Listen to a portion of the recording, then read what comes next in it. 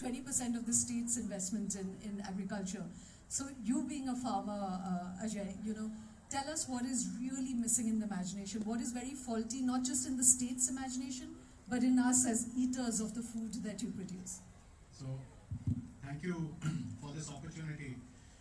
First, let me tell you that everyone who does not do farming thinks farming is a very romantic, very good thing.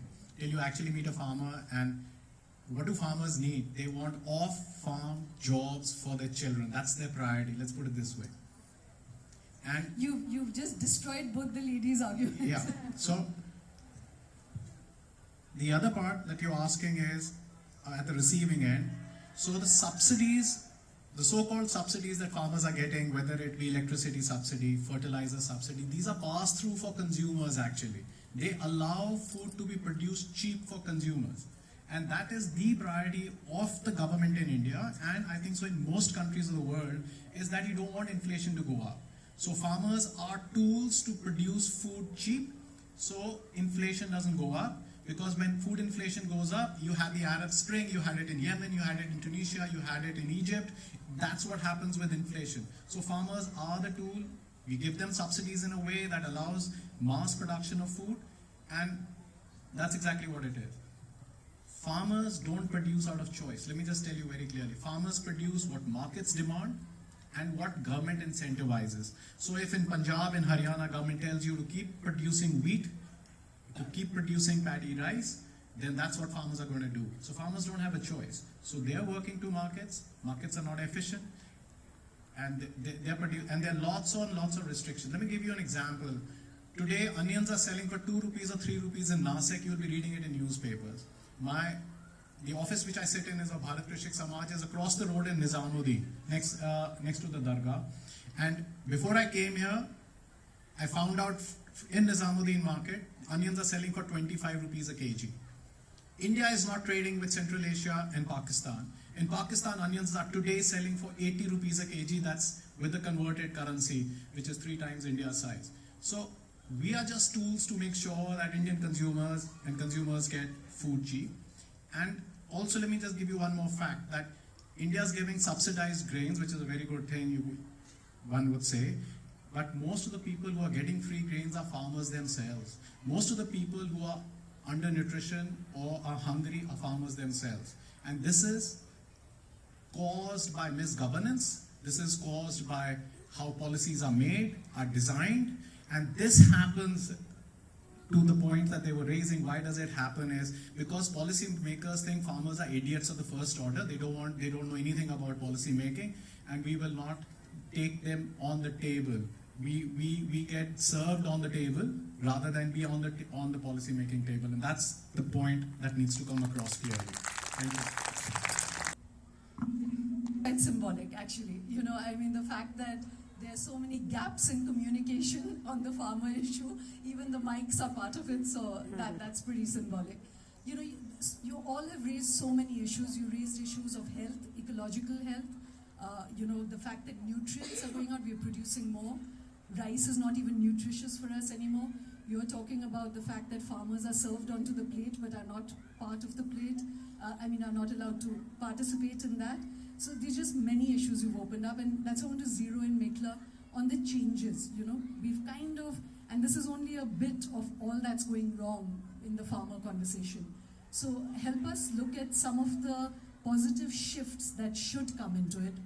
In what way should we think differently about farming? I think Ajay said it right when he said, we talk about farm to table, but where are the farmers at the table? There's another similar sort of analogy when we think about balanced diets, because actually farm policy, agricultural policy, is about balancing interests.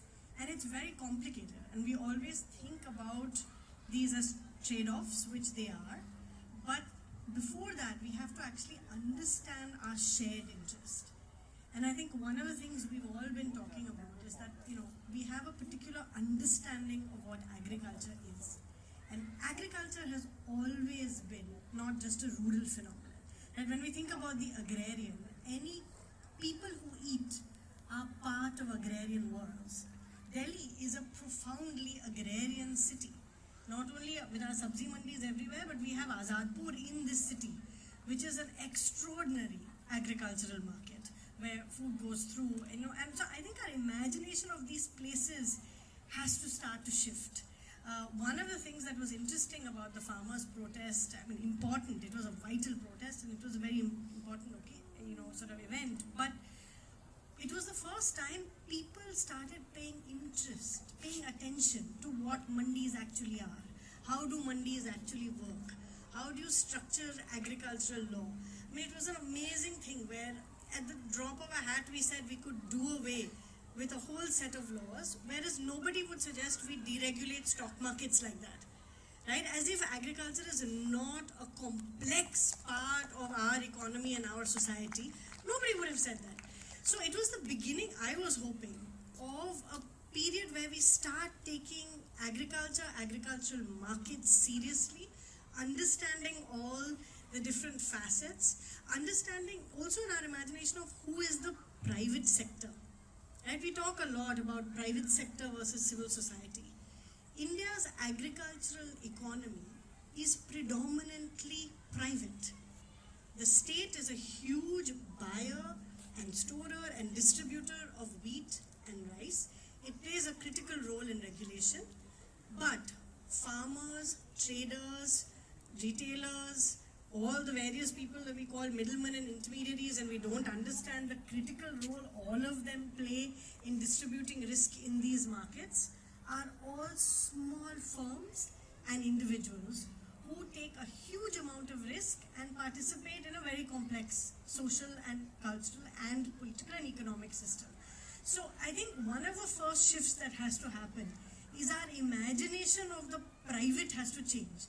The private sector is not just large-scale corporate capital that is going to come and solve all these problems.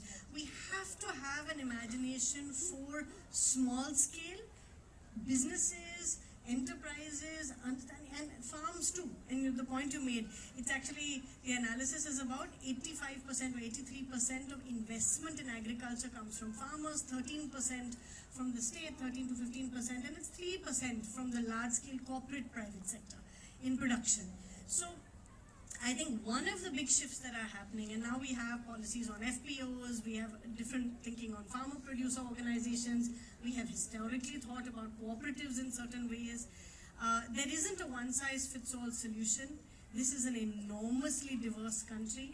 Agriculture is a state subject. We have to have a new imagination of how the center, the states, the decentralized, at various levels it will work. And I think that's the shift that we really need to see happen.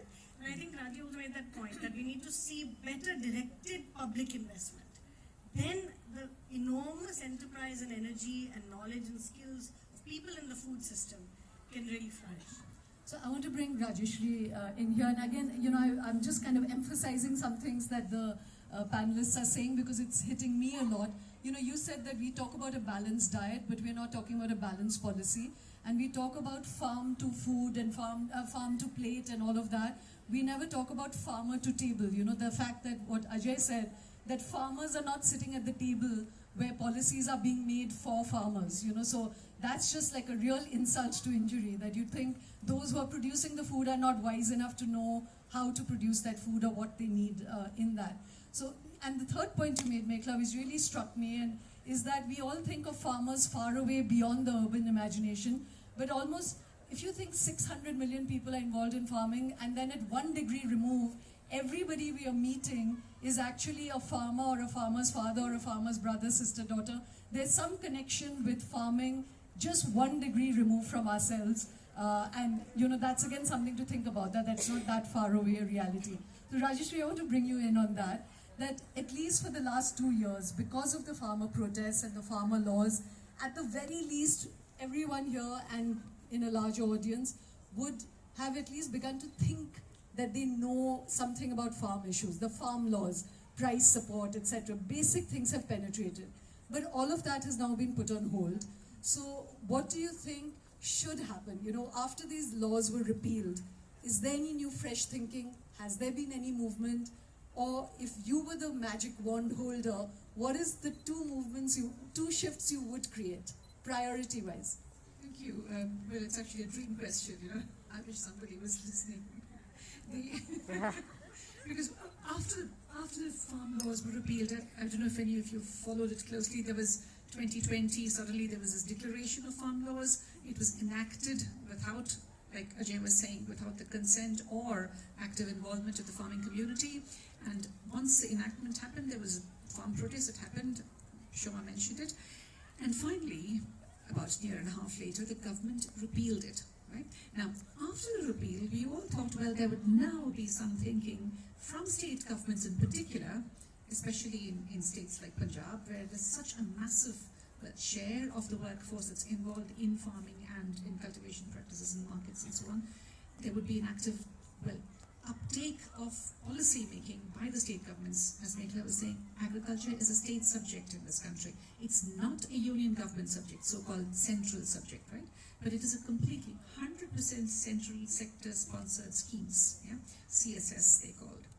That's how agriculture has been run. So basically a fiscal policy decision, allocations, it goes down the road to the state governments and it's disbursed in the states. The biggest innovation that we've had, I'm just going to mention this because it's something that all of us have to remember, and part of a solution that probably will come, is the Rashtriya Krishi Vikas Yojana, which happened in the 11th plan in this country, 11th five-year plan, which was just before 2012, where 25% of the allocations paid to agriculture was given to the state governments saying, hey, tu kar le, yeah? You decide what you want to do for your own state. That was a big innovation, and we know some people in the Planning Commission who had to fight to get that done. Now, the fact is, of course, some states like Rajasthan gave it all to Monsanto and said, supply hybrid corn for us. Some states like Maharashtra said, well, you control pests, we want to reduce pest incidence. So there was intelligent use in some states, there was just blank, give away the money to somebody else in some states. But the point is that state governments have taken an active interest in agricultural planning and the disbursement of money that comes to them, thinking about the Orissa Millet Mission is a big success. And the Orissa Millet Mission is again an example that happened because of the RKVY and its emphasis on the state capacity to plan. I think that is the biggest innovation that we should have in this country, where state governments can actually stand up, again, sub-national policy making in agriculture with state governments and civil society organizations. We have no idea how much civil society organizations subsidize the state. Massive work at the ground level and very, very intelligent and innovative work at the ground level with farmers. Just another last point about the subsidy bit. Why are we worrying about subsidy? 1,76,000 crores, as Shoma said, absolutely spot on. Why should the state give that kind of money? 54% of the workforce that lives on agriculture gets less than 15% of the gross value added in this country. That is of the national, think of it as one apple, right? Less than 15% goes to this 54%. And of that, more than half is eaten up by these people who get the subsidies, not the farmers. The subsidies are not going to the farmers. Subsidies are going to a whole range of other people. So, again, do we want a change? It can happen only if state governments take active ownership and make a major decision change. Thank you. No, it's such a